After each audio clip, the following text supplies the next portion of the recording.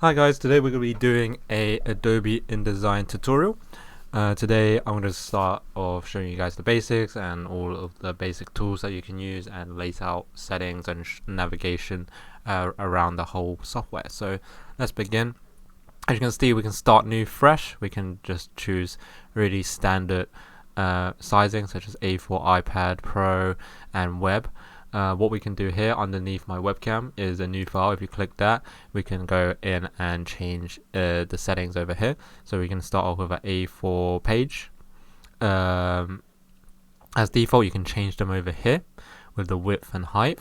You can change the orientation with landscape or portrait, and use different measurements such as millimeters, points, picas, pixels, whatever you want to use. Let's just stick with pixels for now. We can change the pages, what the starting page is, the column, the margins, etc., and bleed and slug. But regardless, we can also hit preview just to see that, generate a little preview of it. And once we're happy with that, we can just press create. A few navigation tips. Once you open it the first time, you get this opening. Just don't be worried about it. You can press to show on launch or not, depends on your version. But a few navigation tips: you can use your scroll to look up and down. However, you can also press Alt, similar to Photoshop. Hold Alt and scroll up and down to zoom in better. And also press space to pan around the page. This is more effective once you're zoomed in a little bit more, but those are the normal the typical navigation in InDesign. So just a little walkthrough of what you are seeing right now. Underneath me to the left side is all of the tools, going from selection to zoom, and also your fill and stroke color. And at the top, that is also kind of underneath me, but some of it's showing, is the file, edit, layout. That's your options bar. And the next page, and then we have our workspace in the middle. Otherwise, we have on the right side, this is basically the InDesign's layer system, or just options. On the side we see properties, pages, and CC library. That you will add more to this as you get more confident in using InDesign. But at the moment, and we will add more during the tutorials, but this is just a quick window just to get to where you want to go. But so we have properties, which shows what the document size is, etc., and then we have pages, which we'll go over in a sec, and CC libraries, which is where you can kind of browse the Adobe stock footage to just generate your next thing. So but we're going to go look at the pages. So over here is our pages tab, which is because InDesign is used for magazines and book layout and stuff like that. This is where you'll see the books and the pages, how it's going to formulate. So to add a new page, we can press the plus button. It gives me a page to the left. As you can see, if I scroll up, this is our frontal page. The next one is this page. After that, we have the page. We add another page. It'll go to the right side, and so on. You can delete the page with this little on the bottom right. You can click on this delete selected pages. You can also delete pages if you select it and right click. You can insert pages, move pages, duplicate spread, delete spread, etc. So yeah, we can delete like that, and also there are probably hotkeys to do it, which delete, if I can find it. Nope, I guess not. Another thing here that could be really useful is using the master page, which is this one right here. If you just click on it and we, for example, double click on it, we are in a set where we just see a double spread of 2 pages. If I were to, for example, if I were to generate a black, let's say,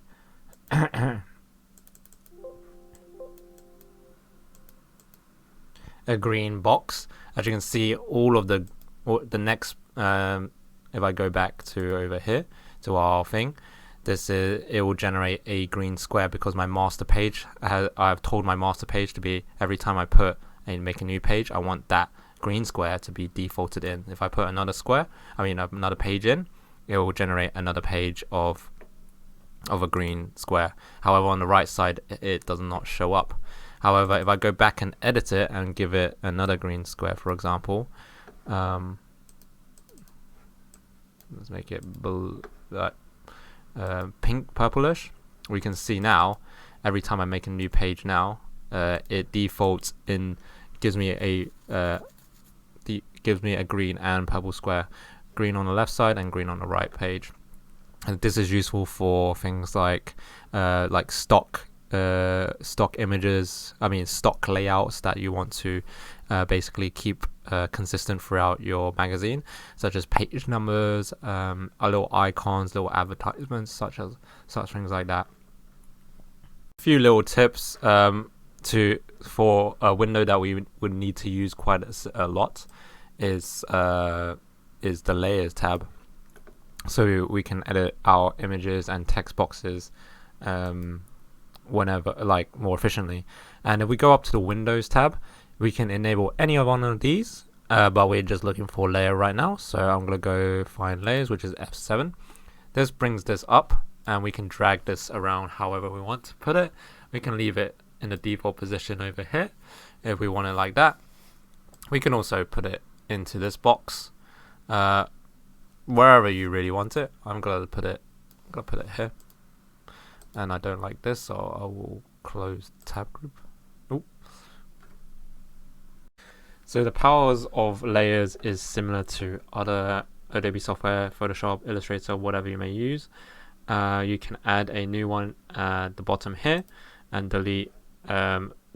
The base one is always undeletable, but you can delete the one on top. So for example, if I were to have this as images, name this as images and the second one as text, I can now go to the text tool, draw a little box and write square, change the size and all that comes along with this thing, and we can now go ahead and move it on top of our square, and we can put things on top like any other normal layering system. So now I'll show you guys how to import images and text into our thing. So the first thing we want to do is go to layouts, create guides, and we want to change the rows to about 5, and we want to change this one to about 2, and then we can hit preview to see what the guides will give us. That looks okay. The gutter is like what you see in between, so 5 is enough usually, and yeah, we'll just go with that. So a few ways to import images is, the first way is this rectangle frame tool. If I use it and use this layout to kind of help me snap into I want it to be 3 columns along and 2 rows down, something like that. Let's just snap it a little bit better.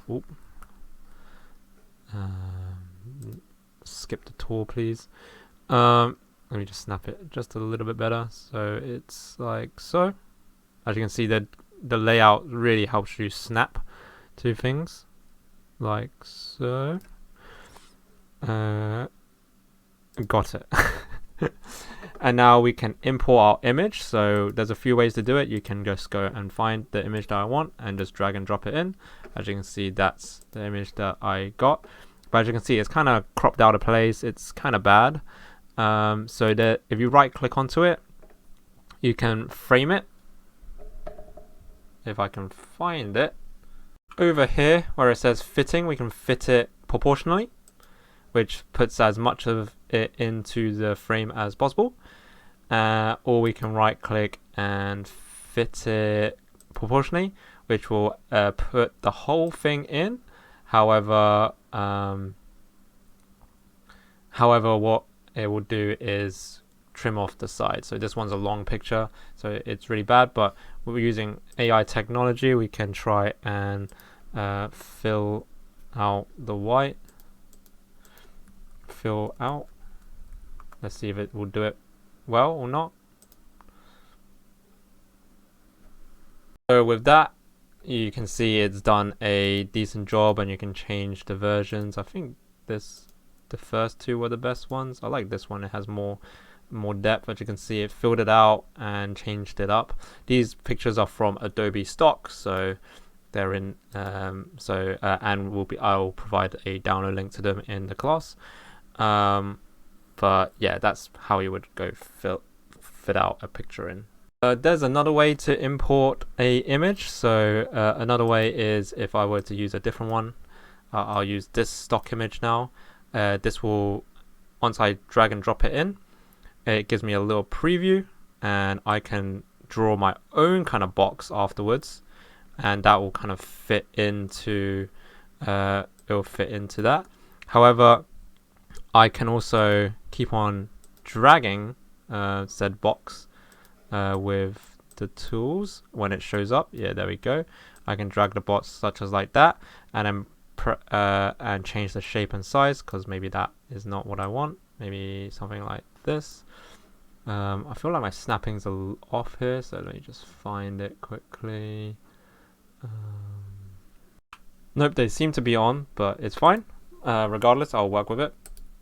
I can extend my little thing again. Let me just place this a little bit better where it's on the margins and at the bottom, and I can go to fitting, fit frame proportionally. As you can see now, it's nice and snug in between here. And also another thing to note, if you double click on it, I can move the image around. As you can see, the frame stays the same, but I can move the image around, so it's like a crop kind of thing where it's like permanently there. I like it I want it back in the center, so I'll just Control Z a little bit. That looks great. Cool. So the next thing I'm going to do is make a little title. So same thing as before. I can explore the text a little bit more. You can drag out a little box and type in adventure weights or whatever title you want. And over here you can open up if it doesn't show, we need a text one. So text properties. Yeah, we need properties. There we go. There's properties. And then in that properties we can, well, there is also here, so we can just change it really quickly. If I want like Sophia, if I want what's a good guess I'll just find something like maybe this one looks kind of cool. Bauhaus 72, and maybe that's a bit too big. Oh, that's a bit too, maybe like there. As you can see, it's kind of coming out. Actually, that's not the best example here. So 50. Let's try 55. As you can see, that's really, really big. And it's cutting it off. So a way to fix that is if we go back to the tools and we just stretch this guy down a little bit, this will eventually show up. You can mess around with the settings here, or you can go onto the properties tab over here and really change up the things, such as you can change the line width as well, the spacing between each letters, stuff like that. Play around with the settings. You can justify the thing to be line to right, the middle, whatever you want. Basically, just play around with that. And then we want to put like this is actually really big and is annoying me actually. So maybe I want to change the size of it. Can we change? Let's try. No. Let me get this to a good setting quickly. Okay, sorry guys, that it's a much better shape now. Anyway, moving on. Next part, I'm gonna put a body text. So if I put another text box here, I can right click and fill with placeholder text. Yeah, that's really, really cool, right? That you can do that, where you can just fill up the page with some information however you want. But you of course, for whatever, depending on what you're doing, you can put in, that not a placeholder text. Now the hotkey to be able to view this without all the grids is if you press W, you can kind of see now we have some sort of composition here, and it's looking really, really nice. And yeah, I'm enjoying it. But there's a few more things that we can do to it.